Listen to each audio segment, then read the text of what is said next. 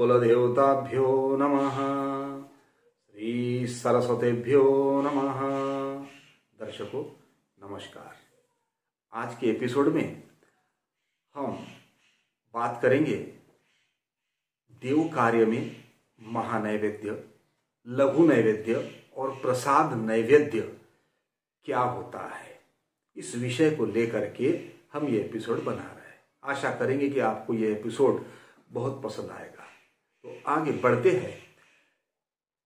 अपने अपने घरों में जब हम भगवान की पूजा करते हैं, अनुष्ठान करते हैं, किसी भी प्रकार का जाप होता हो या किसी प्रकार का होम हवन होते हो, छोटे दैव कर्म होते हो, नित्य नैमित्तिक कर्म होते हैं, तो उसमें देखने में आता है कि नैवेद्य की एक बड़ी भूमिका होती है।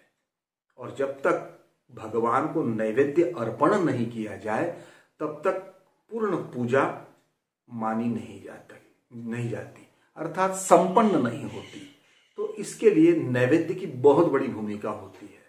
पर कभी कभी हमने देखा कि कहीं पर महानैवेद्य सुनने में आता है, कहाँ पर प्रसाद नैवेद्य सुनने में आता है, कहीं पर लघु नैवेद्य सुनने में आता है। तो आखिर ये क्या होता है, इसको कौन कौन से नामों से कैसे पहचाना जाता है और देव कार्य में कब कब इनका उपयोग किया जाता है, उसी विषय पे चर्चा करेंगे। कभी कभी हमारे घर में पूजा जब होती है तो पूर्ण भोजन पक जाता है और पूर्ण भोजन पकने पर हम एक पात्र में तुलसी पत्र रख करके भगवान को अन्न का भोग लगा देते हैं और वह भोग सारे परिवार के लोग ग्रहण करते हैं। उसे कहा जाता है महान नैवेद्य, जो पूर्ण अन्न पकने के पश्चात भगवान के लिए लगाया जाता है। दूसरा आता है लघु नैवेद्य। लघु नैवेद्य में जब हम पूजा करते हैं तो अन्न पका नहीं होता है, परंतु नैवेद्य भगवान को देना पड़ता है। तो उसके लिए खीर, उसके लिए दूध से बने पदार्थ, शक्कर, घी, या चपाती के ऊपर हम घी शक्कर रख करके, तुलसी पत्र रख करके भोजन लगा देते हैं, या फिर पेड़ा।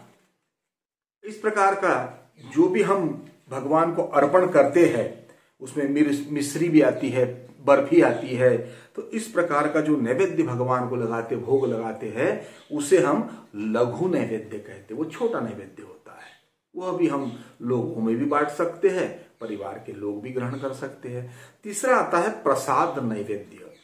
ये क्या होता है कि इसमें जब हमारे घर में हम किसी प्रकार का अनुष्ठान करते हैं तो उसमें विशेष करके सूजी, पंजरी से बना हुआ प्रसाद और जो छोटे मोटे मिश्री, ऐसा प्रसाद जो भगवान को बड़े स्तर पर देकर जो लोगों में बांटा जाता है, उसको हम प्रसाद नैवेद्य कहते हैं। तो प्रसाद नैवेद्य जो होता है ये सभी लोगों में बंटता है और महानैवेद्य को परिवार के लोग ही ग्रहण कर लेते हैं। और बीच में हमने लघु नैवेद्य बताया था, तो वो दोनों यानी दूसरों लोगों को भी दिया जा सकता है, स्वयं भी ग्रहण किया जा सकता है। इस प्रकार से इन नैवेद्य, महानैवेद्य, लघु नैवेद्य का कार्य चलता है। तो देखने में आता है कि इन नैवेद्यों का बड़ा महत्व है, क्योंकि नैवेद्य के बिना कहा जाता है कि हमारे घर की पूजा पूर्ण नहीं होती। इसलिए इसमें कभी कभी हमारे घर में नित्य नैमित्तिक जब हम पूजा करते हैं तो बहुत सारे भगवान की फोटो होती है, बहुत सारे भगवान हमारे घर में पीतलों के होते हैं। तो उस समय हम प्रत्येक पूजा होने के पश्चात कई घरों में देखने में आता कि हम अलग अलग पात्रों में भगवान को नैवेद्य दिखाते हैं, भोग दिखाते हैं। परंतु ये भी शास्त्र तो उतना सही नहीं माना जाता। भगवानों के अंश अलग अलग हमको दिखाई देते पर स्वरूप एक ही माना गया है। इसलिए आवश्यक नहीं है कि अलग अलग पात्रों में सभी भगवानों को भोग लगाया जाए। केवल एक पात्र में भोजन परोस करके, तुलसी पत्र रख करके, अंशतः इस प्रकार मंत्र रख करके भगवान के भोग पर जल घुमाना चाहिए और तब भगवान अंशतः कह करके उसको ग्रहण करे, ऐसा प्रार्थना करनी चाहिए। कभी कभी ऐसा भी देखने में आता है कि हम लोग सभी भगवान का भोग अलग निकाल लेते, पितरों के भी नाम से अलग अलग निकालते। तो पितरों के कार्य में भी ऐसा न करते हुए केवल एक भोजन परोस करके उसको गऊ को खिला देना चाहिए। तो इस प्रकार से अलग अलग भोग की देव कार्य में आवश्यकता नहीं होती है।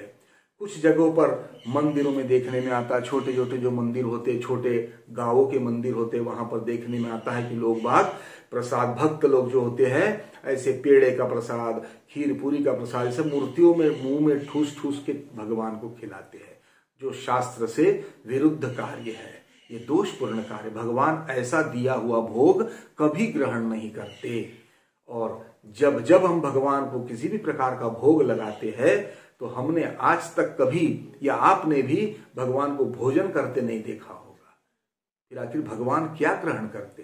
तो ऐसा मूर्तियों में ठूसने से क्या भगवान ग्रहण कर लेंगे? ये सब अल्प बुद्धि का या शास्त्र विरुद्ध काम बताया जाता है। इसको लोग इस प्रकार का कार्य न करते हुए भगवान को भोग लगाए, क्योंकि भगवान हमारे भोग में से केवल अमृत तत्व को ग्रहण करते हैं। वो हमारा अन्न नहीं खाते, उसमें से अमृत तत्व को ग्रहण करते हैं। इसलिए अमृत पस्तरणमसी स्वाहा करके भोग लगाया जाता है, जिससे भगवान उसमें से अमृत निकाल लेते और वो हमारे लिए बचा हुआ प्रसाद कहलाता है।